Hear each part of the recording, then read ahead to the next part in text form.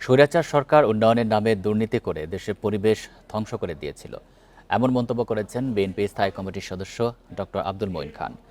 তিনি বলেন, কয়লাচালিত বিদ্যুৎ প্রকল্প করে সুন্দরবনের জীববৈচিত্র্যকে হুমকির মুখে ফেলে পতিত আওয়ামী লীগ সরকার। শুক্রবার রাজধানীর উত্তরখানে বিএনপির ৪৭তম প্রতিষ্ঠাবার্ষিকী উপলক্ষে বৃক্ষরোপণ কর্মসূচিতে যোগ দিয়ে তিনি এসব কথা বলেন। বান্ডেল থাকলে প্রতি সেনমানিতে টাকা বাঁচবে। বিকাশ সেনমানি বান্ডেল কিনে জিতুন প্রতি লেনদেনে। মঈন খান বলেন, প্রকৃতিকে ধ্বংস করে দিয়ে কোনো জাতি টিকে থাকতে পারে না। এর জন্য বেশি বেশি গাছ লাগানোর তাগিদ দেন তিনি।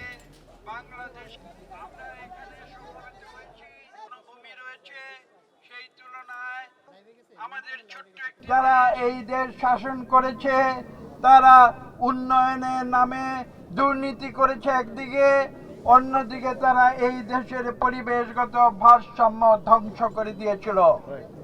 আজকে সেই স্বৈরাচারী সরকার বিদায় হয়েছে। আমরা এদেশে মানুষের জন্য কাজ করি।